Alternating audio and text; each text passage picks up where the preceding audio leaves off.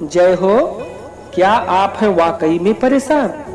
आधा अधूरा ज्ञान करता है आपको हैरान और आपके मन को भी कर देता है परेशान। तो घबराइए नहीं प्यारे, गंगा योग ज्ञान लेकर के आया है आपकी समस्या का समाधान। दुनिया का सबसे बड़ा चैनल प्रस्तुत है आपके सामने। जय हो भैया, गंगा योग ज्ञान में आपका स्वागत है। आप लोग देख रहे हैं भाग 3। भाग 3 में जो कथाएं भाग 1 और भाग 2 से रह गई हैं उसे भाग 3 में दिखाया जा रहा है, बताया जा रहा है। आप लोग सुनिए, समझिए। भाग 2 में आपको बता करके यहाँ तक हम पहुँचे थे कि सहायक खनन कार्य के लिए सहायक कैसे होने चाहिए, उनकी सहायकों की क्या स्थिति होनी चाहिए। आइए आप लोग सब लोग देखिए। संपत्ति के खनन कार्य में 7, 5 अथवा 3 सहायक ही श्रेष्ठ होते हैं। इनसे अधिक संख्या नहीं होनी चाहिए, न इनसे कम होनी चाहिए। अर्थात 7 व्यक्ति, 5 व्यक्ति और 3 व्यक्ति ही श्रेष्ठ होते हैं। यही सबसे उत्तम संख्या है। सहायकों की संख्या जितनी भी कम होगी उतनी ही अधिक धन आपको प्राप्त होगा। अगर बहुत सहायक होंगे तो धन भी आपको कम ही प्राप्त होगा। बिना सहायकों के धन का खनन नहीं करना चाहिए। इस कारण मैं सहायकों के लक्षण कहूँगा, आप लोग सुनिए। कौन सहायक बनाने योग्य है और कौन नहीं, इसका वर्णन मैं भगवान शंकर के कथानुसार कहूँगा।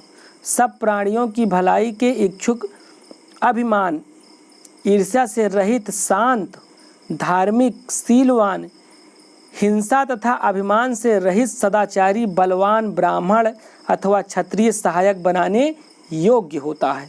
देखिए भैया, इससे किसी धर्म और किसी जाति पर का जो है मैं ठेस नहीं पहुंचाना चाहता हूं, इसके लिए आप लोग क्षमा करिएगा।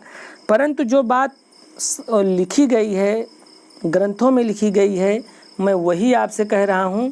मैं अपनी तरफ से यह भी नहीं जोड़ सकता हूं कि समस्त जाति के व्यक्ति इसमें कार्य कर सकते हैं, लेकिन अगर ग्रंथ के अनुसार कहीं बतलाया गया है तो आप लोग, मैं सुनाऊंगा, आप लोग ज़रूर करिएगा।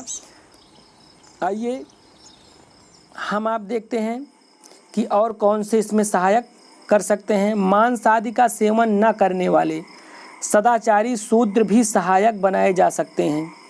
जो निंदित सहायक हैं, अर्थात जिनको सहायक नहीं बनाया जा सकता, उनका भी वर्णन मैं कर रहा हूँ, उसको भी आप लोग सुनिए। दुराचारी, नास्तिक, दुर्बल, ब्राह्मण और स्त्रियों की बुराई करने वाले, झूठ बोलने वाले और साधुओं में दोष निकालने वाले, ये सब सहायक नहीं बनाए जा सकते हैं। अंगहीन, गूंगा, सदैव शस्त्रधारी, जो हमेशा अपने साथ कुल्हाड़ी या शस्त्र लिए हमेशा रहता हो, कुटिल व्यक्ति, इन सब को सहायक नहीं बनाना चाहिए।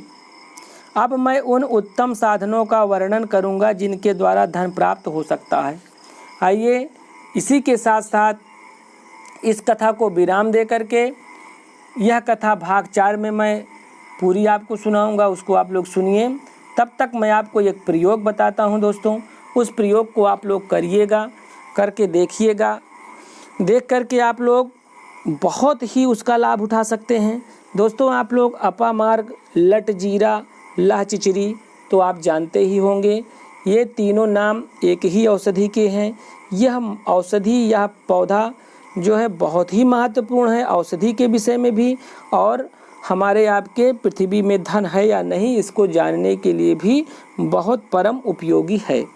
दोस्तों, यह पौधा अपामार्ग जो है, यदि उत्तर की दिशा की ओर फैला हो, जैसे देखिए पेड़ इसका होता है लेकिन कभी दक्षिण दिशा में गिरा हो, कभी पूरब में गिरा हो, कभी और दूसरी दिशा में गिरा हो, लेकिन उससे नहीं मतलब है। अगर उत्तर दिशा की ओर इस पौधे का जो है गिराव या झुकाव हो तो उस पर भी आपको, उसी पर आपको प्रयोग यह बतलाया जा रहा है। आप लोग उसी पर ध्यान देंगे और सारे पौधों पर, इस तरह के पौधों पर ध्यान नहीं देंगे। दोस्तों, शमशान में, श्मशान, अब बहुत सारे भैया कहेंगे कि श्मशान कौन जाए ढूंढने, कौन देखने, लेकिन किसी कारणवश यदि आप लोग गए हैं तो ध्यान तो दे ही सकते हैं। यदि श्मशान में उत्तर की दिशा की ओर झुका हुआ या गिरा हुआ अपामार्ग या लटजीरा आपको दिखाई दे तो उसे आप अवश्य ले लीजिएगा, अपने घर लाइएगा। उससे कोई हानि नहीं होगी, आप लोग इसके विषय में बिल्कुल न डरिए, न कोई हानि होगी न कोई परेशानी होगी। उसको दोस्तों लाइए, लाने के बाद यदि फल हैं तो ठीक हैं, और अगर फल नहीं है तो कोई बात नहीं है। उसके पंचांग को आप लाइए, अर्थात जड़ से उसको उखाड़ लीजिए। जड़, तना, पत्ता, फूल, फल जो भी आपका है सब आप लाइए। उसको जो है कतर के बारीक से पहले धुल लीजिए, धुलने के बाद बढ़िया बढ़िया उसको काट लीजिए, कतर लीजिए।